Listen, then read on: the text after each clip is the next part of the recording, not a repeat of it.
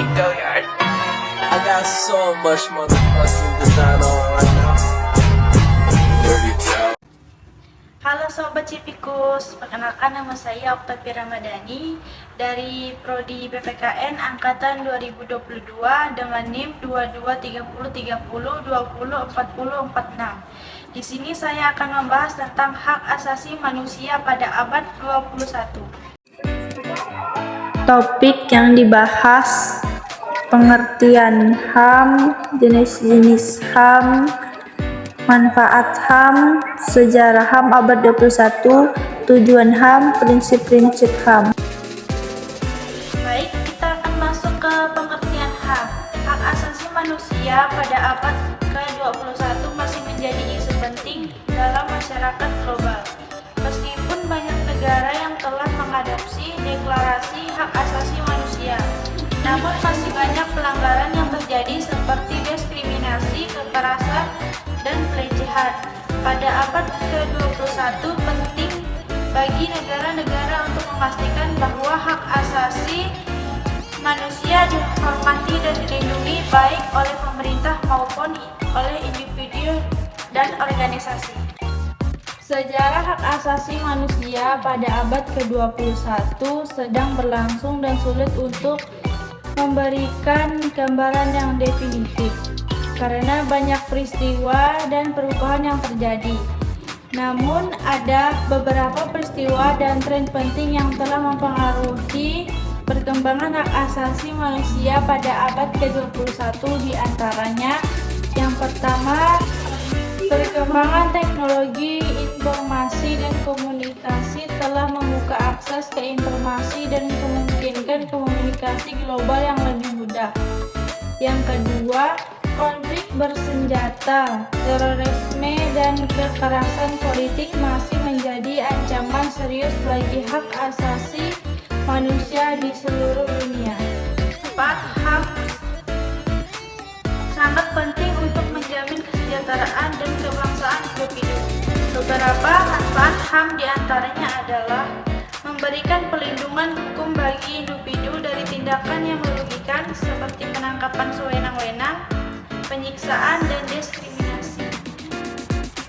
Menjamin hak atas kesehatan, pendidikan, pekerjaan, dan kebebasan berbicara serta berkumpul. Mendorong stabilitas dan perdamaian di antara negara-negara, karena setiap negara harus menghormati hak asasi manusia dan menghindari tindakan yang melanggar hak tersebut. Yaitu tujuan HAM.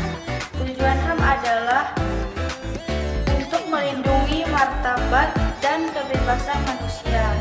Hak asasi manusia meliputi hak-hak sipil, politik, ekonomi, dan sosial budaya, serta hak untuk hidup dengan aman dan damai.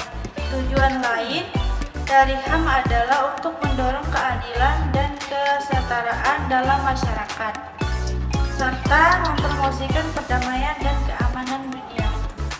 Jenis-jenis HAM. Yang pertama ada jenis hak sipil dan politik, hak untuk tidak disiksa, hak ekonomi, hak sosial dan budaya, hak kolektif. Prinsip-prinsip HAM. Berikut adalah beberapa prinsip-prinsip HAM yang dikemukakan oleh para ahli.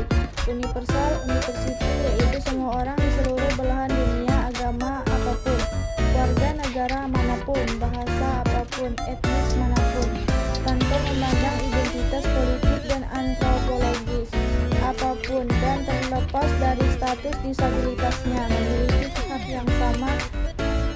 Yang kedua, tak terbagi, yaitu setiap orang memiliki seluruh kategori hak yang dapat dibagi-bagi.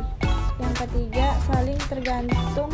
Pada prinsip ini, jenis hak tertentu akan selalu bergantung dengan hak yang lain. Sebagai contoh, hak atas pekerjaan akan bertanggung pada terpenuhinya hak atas pendidikan. 4. Saling terkait, yakni sebuah hak akan terkait dan hak yang lain, misalnya hak untuk hidup, hak menghayati pendapat, dan hak memilih agama, dan lain-lain. Yang kelima, kesetaraan masyarakat, adanya perlakuan yang setara dimanapun pada suatu situasi yang sama harus diperlakukan dengan sama, dan di mana ada situasi berbeda dengan sedikit perbedaan maka diperlukan secara berbeda. Yang keenam, non-diskriminasi, yaitu setiap orang harus diperlakukan memiliki kesempatan setara di hadapan hukum. Ketika orang tidak diperlakukan atau memiliki kesepakatan tidak setara, maka disitulah diskriminasi terjadi. Yang ketujuh, tanggung jawab negara, yaitu prinsip yang kemudian dibagi menjadi kewajiban untuk menghormati, kewajiban untuk memenuhi, dan kewajiban untuk melindungi. Baik, materi yang dapat saya sampaikan kurang dan lebih